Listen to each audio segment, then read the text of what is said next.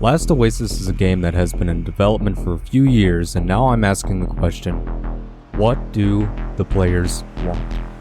To answer this question, we have to know what Last Oasis is, what we can expect from the developers, and what does the player community expect.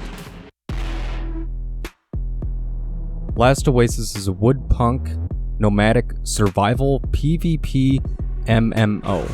A game where you can create ships called walkers as a means to move from tile to tile, or map to map, with a focus on inventory and resource management. Completely online. Has Donkey Crew made a game that is too niched? In my personal opinion, I would have to say yes and no, just in the sense of how it is at this very moment. Yes, you would either need to have massive time and dedication to being able to handle it with just you and maybe a couple friends occasionally, or just you by yourself, or have ability to communicate with a large enough group consistently and regularly in order to actually get things done consistently and regularly. Yeah. The biggest thing along with that question is it's loaded, because it all depends on what their intentions are to begin with. If their intentions are to reach a niche audience as opposed to wide range audiences, then I'd say they are very close to reaching their goal. They just need some fine tuning, maybe a couple little additions/subtractions, and it is exactly what they're looking for. But if they're trying to reach the wide audience, then there are some fairly large, maybe not changes, but alterations that I feel would probably need to take precedence over some other minor fixes or minor updates. Well, when you say, like, minor tweaks, do you mean to the game to help the community, or do you mean, like, the game in general? The game in general. Okay.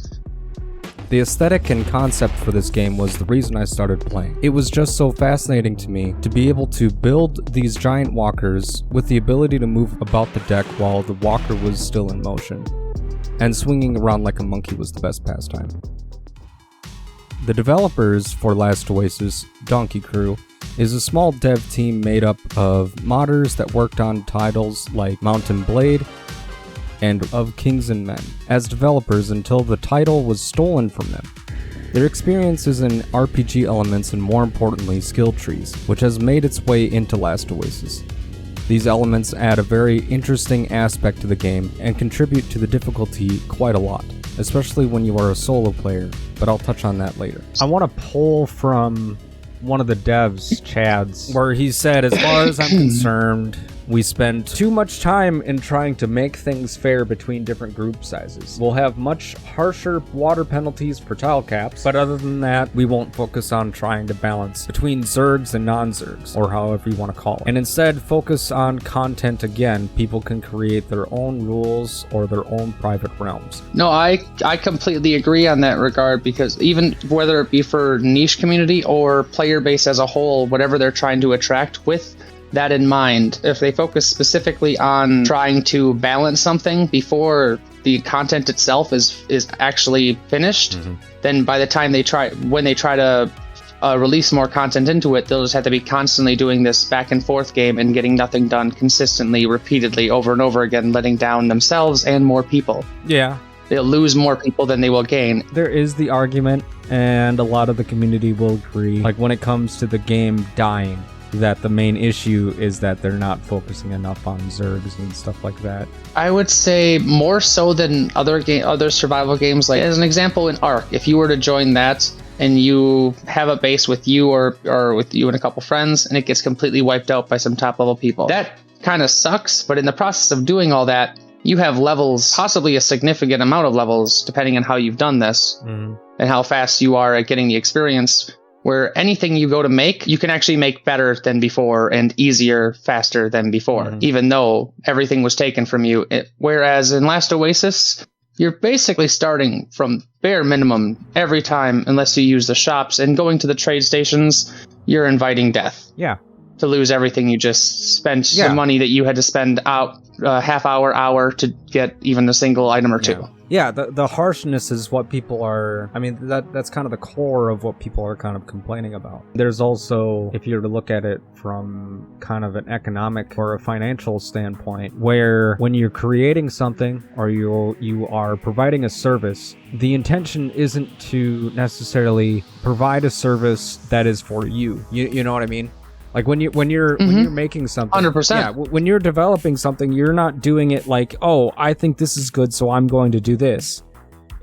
You have to get that give and take relationship with the user, or in this case, player.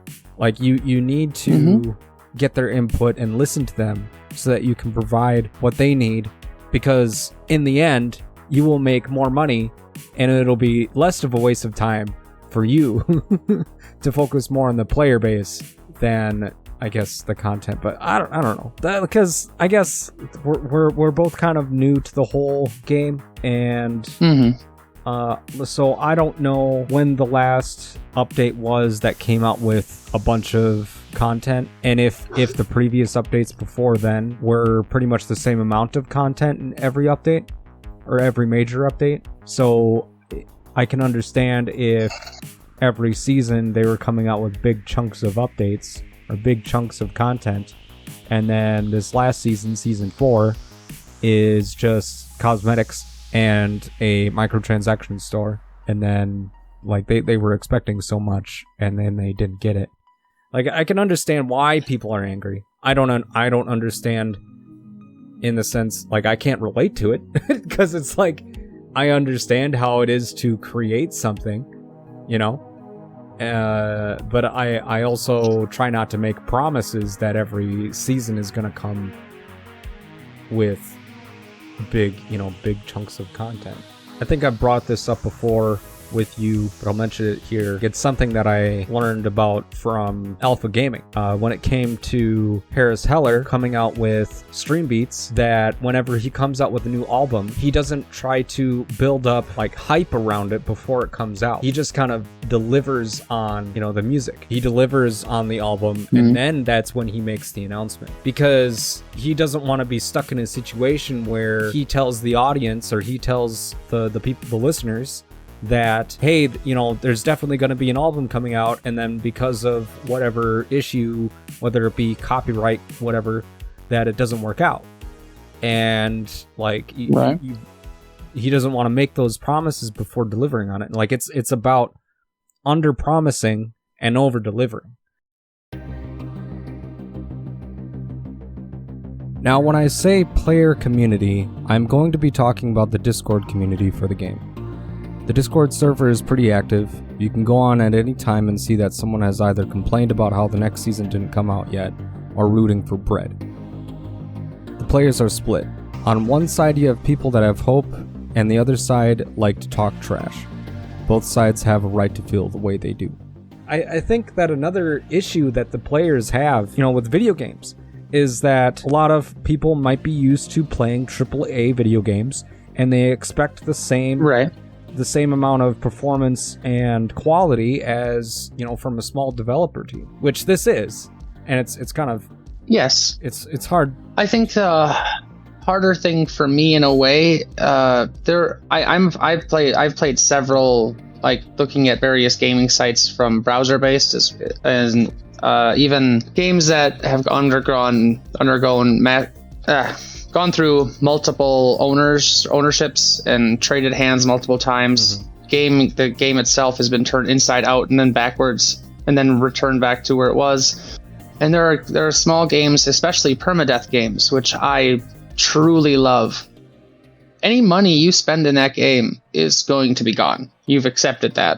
It's permadeath. Yeah. When you die with what you have, you died with it. But as long as a game is made to its players' tastes, like, if you're looking for a niche audience, you'll find it. Yeah. Oh, yeah. And that niche audience will pay. And that's something that, like, even permadeath, like, just cheap graphic based bullet hells even can end up bringing in a decent chunk of change from various niche players just over time. Even like, if you're looking for a niche audience, just deliver on what that niche audience wants and you will make money. If you're caught between multiple things, it gets tricky.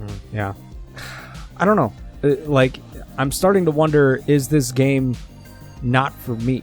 Like, in the direction that they're going, is this game not for me? The biggest thing to me is, I think every game that has MMO PvP enabled, I feel like there should be some level of safety for people who just want to play the game, but don't want to have to deal with other players killing them. And that doesn't mean we want to. That doesn't mean we want to pay money to have our own private server. We'd like to be able to play with other people, but in a non-PvP, in a PvE environment. Well, it's like if they were to go that route, to have just PvE tiles, then they could make it like if they still want to go in the direction of like PvP, like encourage more PvP, they could make it so that these PvE tiles only offer resources up to like the medium level, you know. Yeah, and I would say like the only way you're gonna get anything good out of a PvE tile is from the merchant, is from buying, selling. Yeah. To wrap up, the player base definitely has their opinions on the game and what they want. Let us know in the comments if we missed anything. For example, this tile layout designed by Reddit user Hamstrong, sorry if I mispronounced that, or mentioning that the game is on Game Pass. As always with the YouTube experience, like this video if you liked it, and subscribe if you enjoy this kind of content, because I'd really love to do more videos like this. Reviews on indie games, especially games that are in early development. If you have a game you can think of that you'd like this kind of video to be made for, let us know down below. And if you want to see an all bosses challenge for Valheim, another indie game, check it out here.